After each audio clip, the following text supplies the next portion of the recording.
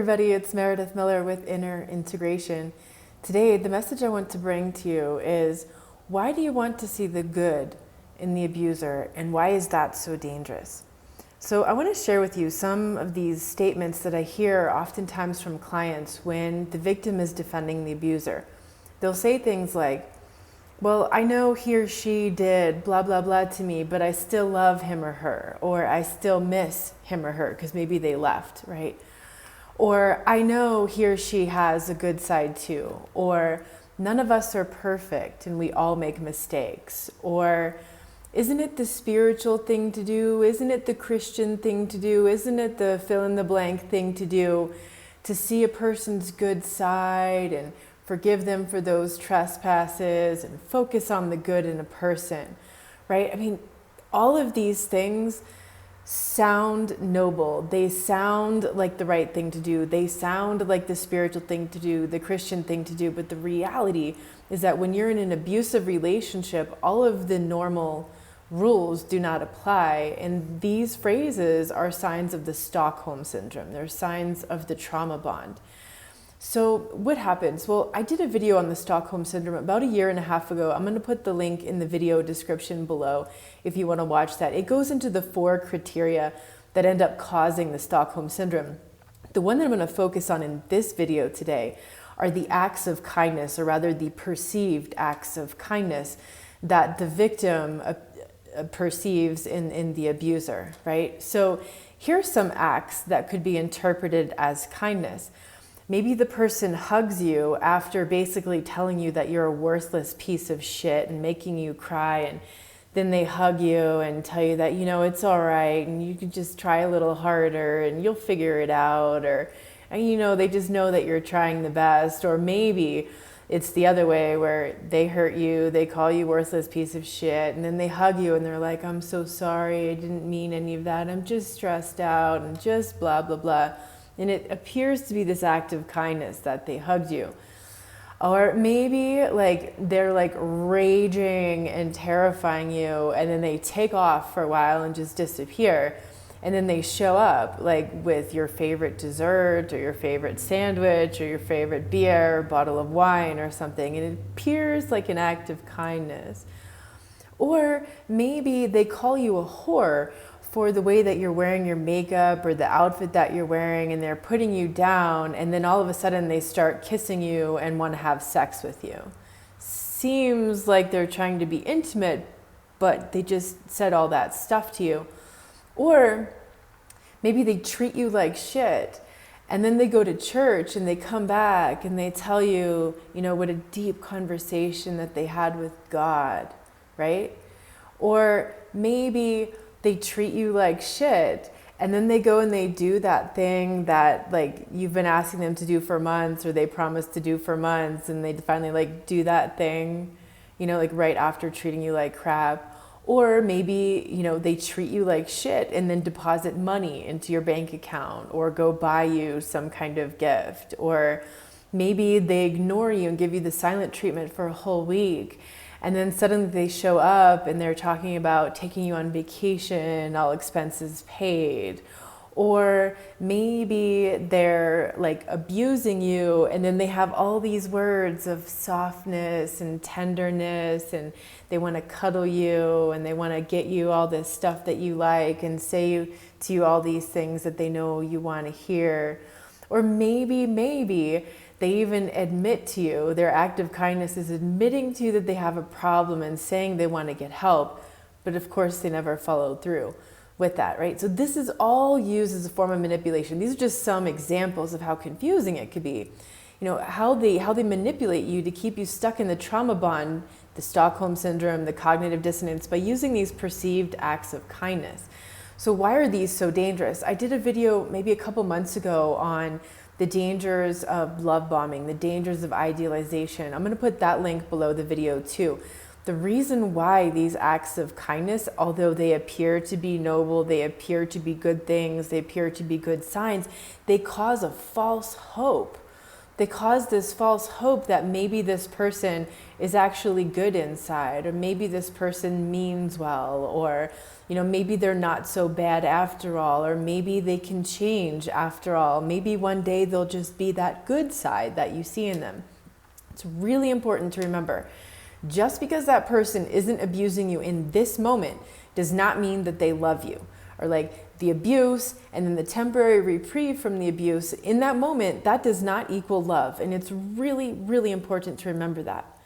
So the perceived act of kindness is also really dangerous in the hoovering process, right? So like maybe you get out, maybe you get away, and then this person comes back and they're saying all those things that they know are just gonna touch your little heartstrings and make you feel a sense of compassion or remind you how much you love them, or it just melts your heart in some way.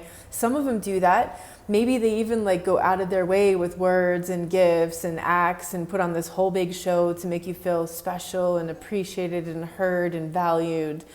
Or maybe they take the guilt tripping approach, which is like, look at all I've done for you, or all I did was love you and I'm sorry it wasn't good enough for you.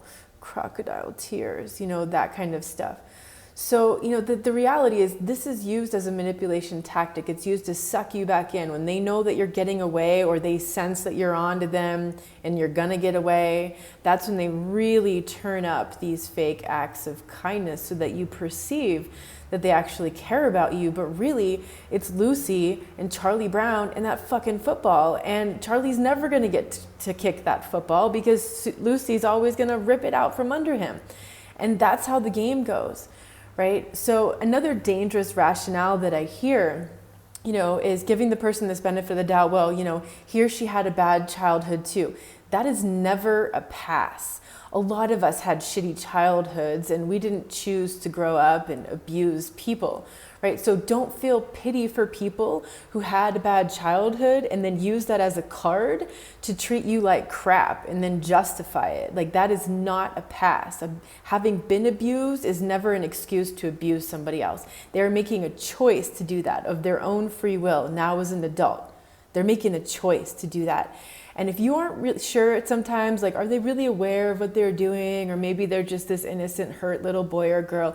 Like, think about how carefully they choose to show that face to you.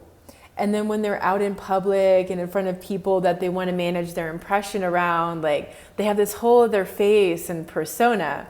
But then they know exactly when to take that mask off in front of you and how to treat you in private when no one's looking. That's how you know it's a choice, And it's like, when you're around other people sometimes who will minimize it and normalize it, they know they can get away with it. So sometimes they'll show a little more of that side around those people that they know they can get away with it, but notice how they recognize that. Notice how they recognize when they're in that situation when people are going to back them up and let them get away with it and justify it and minimize it. And then when they do that to you in private versus when they're in front of a group of people that they're trying to manage the impression around. Bottom line, look at their actions, right? Because they can say all kinds of kind things and they might show up with gifts and stuff, but look at their behaviors. Are they changing, or are they repeating those same behaviors? Are they still abusing you? That's your answer. Never mind all those staged acts of kindness. You have to learn to see through that stuff. Learn to see when it's a manipulation, when it's a superficial thing, when it's love bombing, when it's idealization and a seduction technique. So remember that the intermittent reinforcement is what causes the strongest bond, right? And they know that at some level. Like, when maybe they haven't read a book, like maybe they all haven't read that same book that tells them exactly how to do it, even though at times it can appear that way. At some level, they just know that if they do this and then they do that, it's going to have this desired response, reaction in you. So when you have that intermittent reinforcement and you add into the mix abuse and you add into the mix isolation from other people's perspectives, what you have is the making of the Stockholm Syndrome. So don't confuse attention seeking for giving, right? Because when they're doing all this stuff and this idealization and these acts of kindness, what are they actually doing? And they're contacting you. That's not about giving at all. That's all about taking. That's a manipulation. And when you understand what narcissistic supply is, and I made a video on that around the time as the one on the idealization, I'll put that link below too. I think it was called All Narcissists Addicts. And I talk about narcissistic supply. And when you really understand what is narcissistic supply, you can see how all that love bombing, all that idealization, all those acts of kindness is just a manipulation and nothing more. And you'll really understand why they do that. So, when you take away that narcissistic supply, when you don't react in the way they want you to their perceived acts of kindness, for example, they're gonna punish you for taking away that supply. You'll see, they'll either use the guilt tripping, or they'll use something more direct and aggressive, or they'll try to blame you for it. Watch how they treat you in that moment when you don't give them that supply they want. And ask yourself, does that really look like love? Because it's probably not.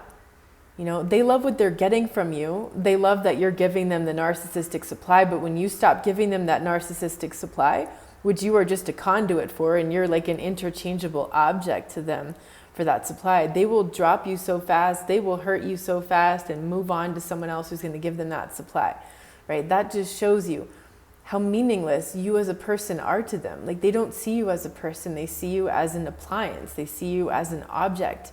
That's why they objectify people to get what they want. That's the bottom line. So love bombing, the acts of kindness, it's an appearance of giving, it's an appearance of goodwill, but that's just part of the manipulation and confusion. It's a transaction, and they do what they think that you're looking for to get you in, to suck you in so that you give them what they want, and then they're always going to revert back to who they are. Always. It's inevitable. So no matter how much they give you, remember, that's all part of the con for them to get something from you. It's for them to get something from you. The whole point is to suck you back in. And as soon as you're back in and you're settling into that act of kindness because it feels good and it looks good and it gives you that sense of renewed hope again, it's going to turn around on you like that. They're going to be abusing you again just like that. And then you're going to go right back into that cycle. Sweet, mean, sweet, mean, sweet, mean. And it just keeps perpetuating over time and escalating and getting worse. So understand the dangers of the perceived acts of kindness. Understand the dangers of misperceiving that as actual kindness, and recognize it's all part of the manipulation strategy, part of the love bombing, part of the idealization. So hopefully now you can look back at some of those experiences that you've had. Maybe if you're still someone who's in that point where you're like, oh, but the good side, and I really want to see this good side in him or her. Now really look back with different perspective at those acts of kindness. Notice when they came. Notice what happened before the act of kindness and what happened after that act of kindness. And you're going to start to see a bigger picture there. I would recommend journaling that stuff because it's really hard to pierce that denial, to pierce the cognitive dissonance. And this is an exercise that will help you to dissolve that cognitive dissonance by facing the truth and the fact that that act of kindness was just a manipulation. So I'm sending you all a big hug.